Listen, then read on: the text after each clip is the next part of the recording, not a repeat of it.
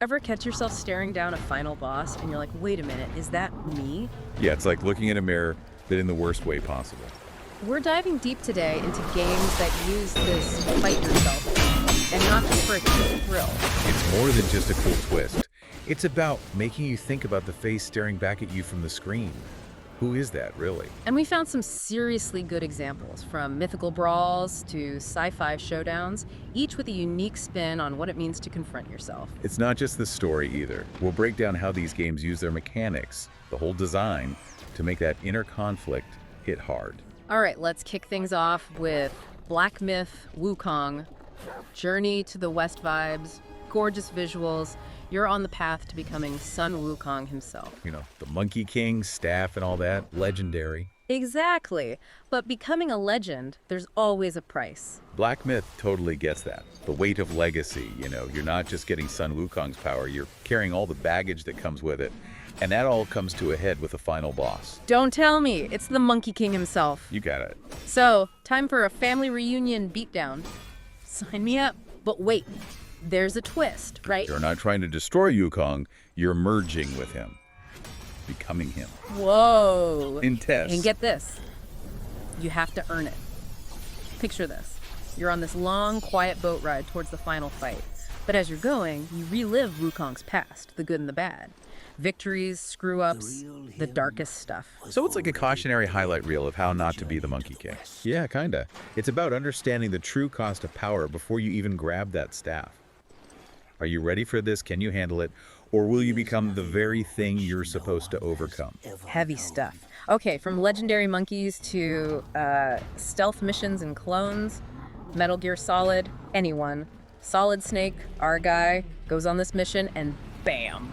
Runs right into Doc himself. Well, not exactly himself. It's Liquid Snake, his clone. Close enough, right? The game tackles this whole nature versus nurture debate head on. They share DNA, right? Yeah. So same potential for good or evil. But they were raised so differently it shaped who they became. And it makes you wonder, what if I was raised like Liquid? Would I have made different choices? Or is some of this destiny? And the game plays with that. Remember Psycho Mantis? Read your mind, messes with your memory card.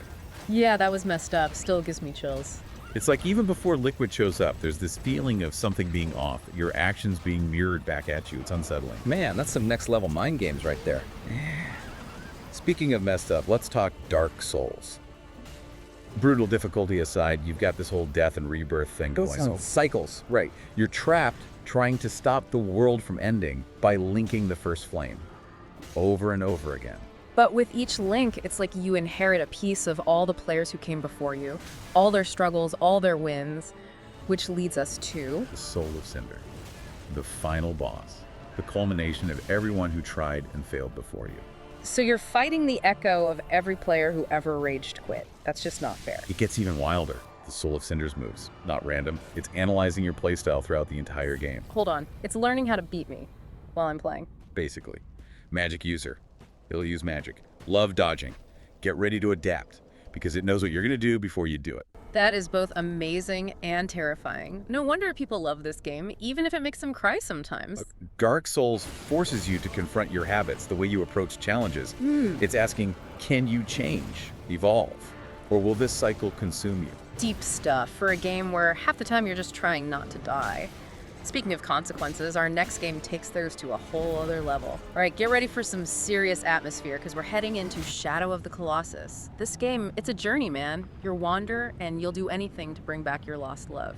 Anything. Even if it means taking down 16 colossal beings, right? Yeah. Roaming this beautiful but kind of sad world. Exactly. And that's where Shadow of the Colossus gets you. The scale, the music, just the sheer size of these creatures. It makes you feel like you're doing something, I don't know, almost sacred. But you get so caught up in the how, you forget to ask why. Yeah, I was too busy being amazed by giant furry feet to stop and think, hey, maybe this thing doesn't actually want to fight me. Right. And then the last Colossus falls, and boom, the truth hits you like a ton of bricks. Or maybe a ton of Colossus. Too soon. Maybe. But the point is, you were played.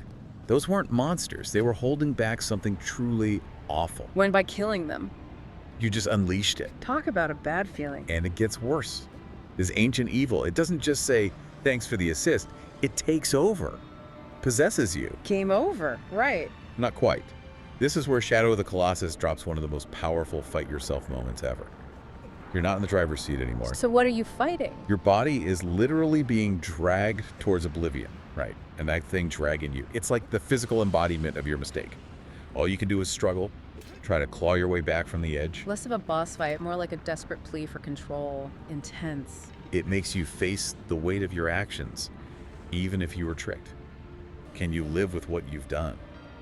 Man, that imagery, it stays with you. That's what we're here for, right? Those gaming moments that really get under your skin.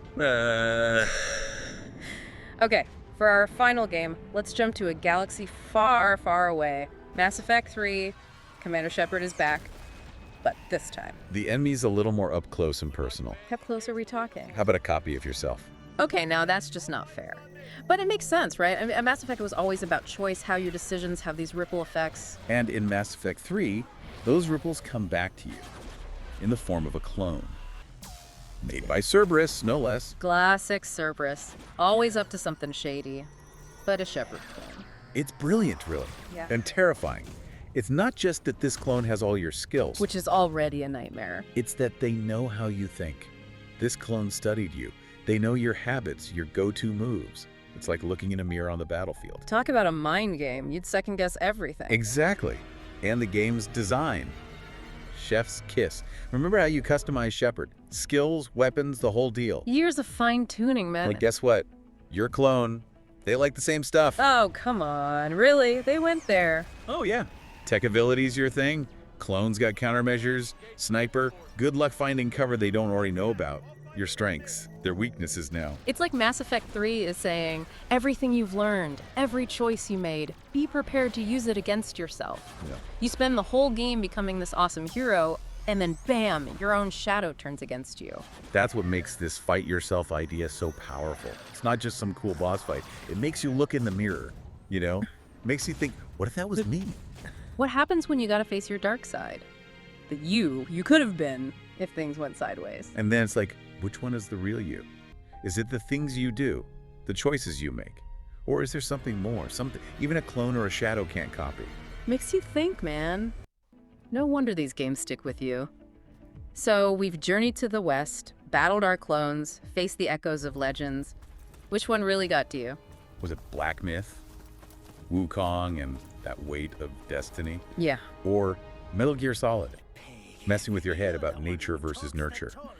Maybe Dark Souls and fighting the ghost of every player, even yourself. Don't forget about Shadow of the Colossus, where your biggest mistake comes back to haunt you. Literally. Oh yeah, and then there's Mass Effect 3, where all your choices, they build up to the showdown with your own clone.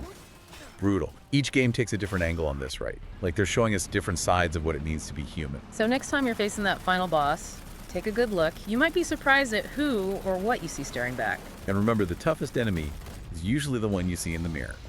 Until next time.